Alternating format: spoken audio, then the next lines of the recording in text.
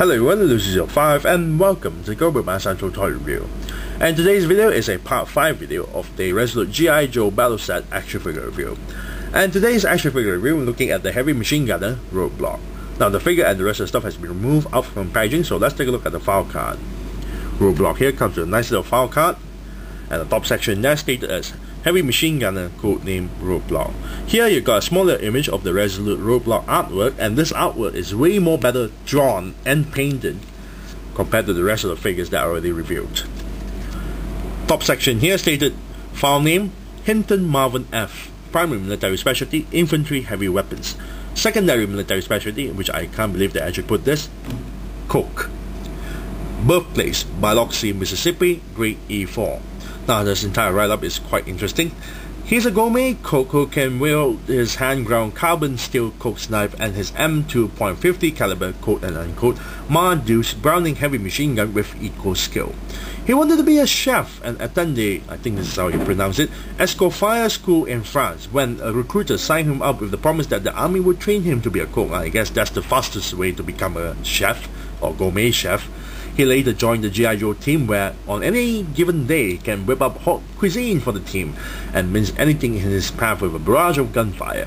Cobra gives him plenty of opportunity to perfect his skill with the Browning as the evil organization spreads its vile presence from the snowy north to the town of Springfield. Very nice.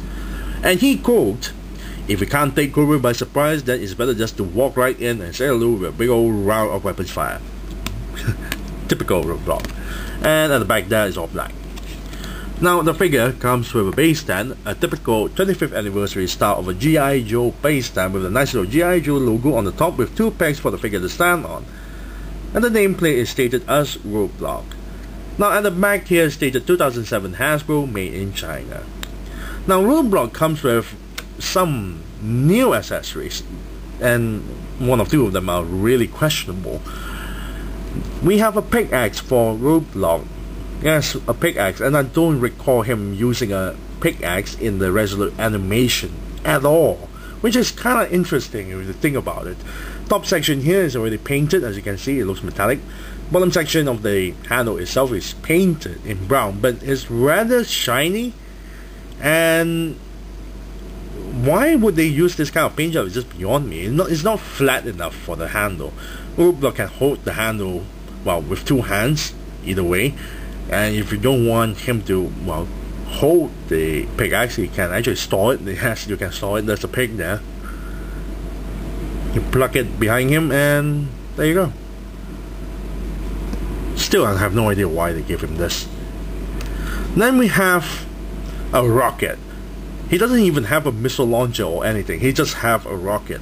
Now in the animation, he did use a grenade launcher and he shot Destro with a grenade, or at least a rocket.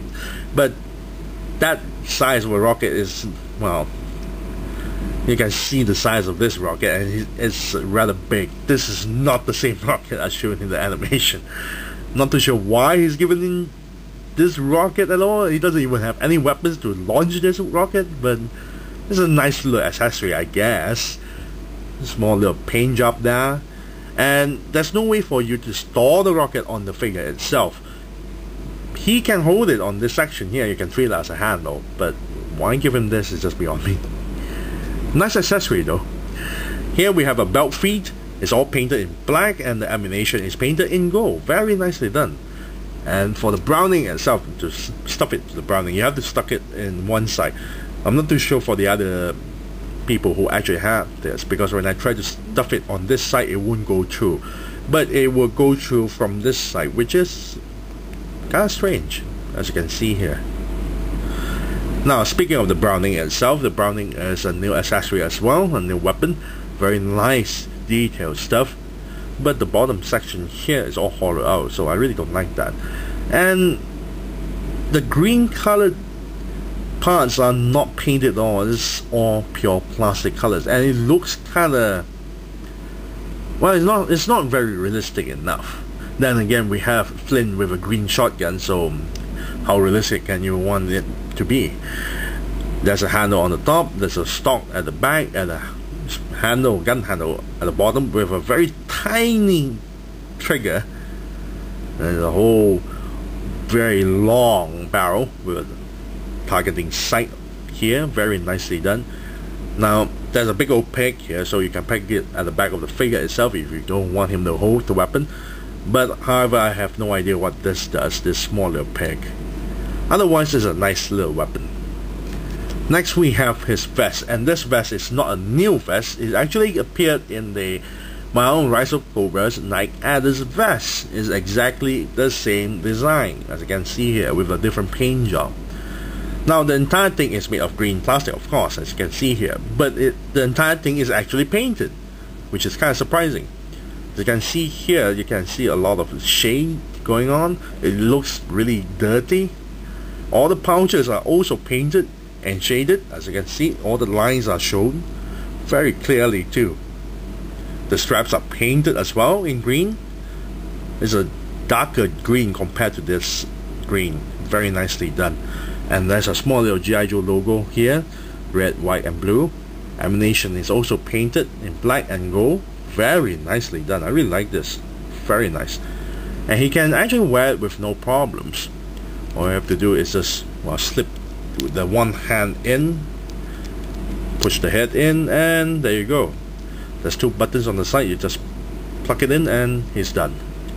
Now for Roadblock's paint job, the entire flesh tone skin is not painted at all, but the face is painted, as you can see here. The eyebrows, the mustache and the beard, or the goatee, is painted.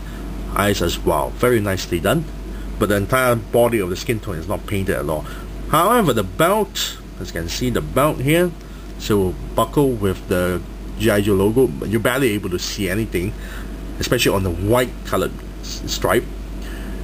The pants, the crotch, it's all painted except for the lower part section here. This is not painted at all. Knee pads are painted, the straps are painted, very nicely done.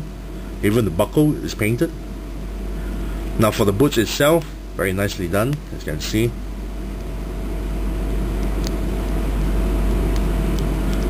Very nice paint job, but I really wish they actually paint the entire skin tone, because it looks really, well, Hasbro managed to make it look kind of cheap. For the figure sculpt, the entire thing is a new sculpt, if you don't count the Rise of Cobra's Night Adder, because this body mold is actually meant for Roadblock, the Resolute Roadblock, but well, they cancelled the single carded for the Resolute Roadblock itself, so they released this figure instead. So the entire body sculpt is absolutely gorgeous and really huge, as you can see here, size of it. The head sculpt is absolutely nicely done with the detail, especially on the ears, the eyebrows. He has actually a nice facial expression there. The lips, big old lips there, very nicely done with the detailed stuff. A lot of muscle tone throughout the torso itself. The lower sections of the legs itself is nicely sculpted. A lot of wrinkles there, as you can see that. Two straps with two buckles on the side. Big old knee pads. Big old boots, especially on the boots here. But I really don't like it on this section. As you can see, it's deformed.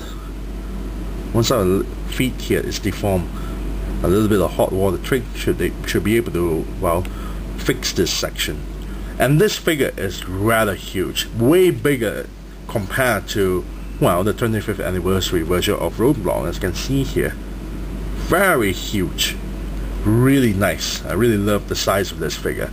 Now let's take a look at the figure's articulation. The head can actually pivot downwards, up a little bit, go side to side, turn 360 degrees. Shoulders here can turn 360 degrees and lift the arms this far. Elbow joint here can bend this far, bend backwards and turn 360 degrees. Wrist joint here can turn 360 degrees as well, very nice. Torso here can pivot back a little bit, forward a little bit and turn 360 degrees. Now hip joints here can move forward, back a little bit and to the sides. Double jointed knee that only bend this far, not very much. And ankle joint here can pivot downwards, upwards and turn 360 degrees. Now overall, I really like this figure. I really like Roadblock because I've been waiting for this figure to come out for quite some time, and to those who actually want a proper size Roadblock, this is it. This is worth getting it among the G.I. Joe Battle Set pack here. Of course, we still have the Night Adder figure. Basically, they are the same body sculpt, but if you really want a really big Roadblock compared to the 25th anniversary version, this is really nicely done, especially on the face sculpt. I really love it, and the vest itself is nicely painted. I really love this, and it comes with a really weird, amount of accessories, especially on the rocket and the pickaxe. Not a bad thing, it's just really weird choice. So overall, if I want to give a rating of this, I am a bit disappointed on the feet there, and I really wish they did paint the flesh tone skin here. But overall, the entire figure is really nice. I would say, if I want to give a rating of this, I would say I'll give it a nice 8 out of 10. Yes, 8 out of 10 for Roadblock. If it would paint the entire skin tone there, and not have this issue, it would have gotten a 9. This is a very nice figure. So 8 out of 10 for the Resolute Roadblock. I thank you all for watching. This is Lucy05, and I'm signing off.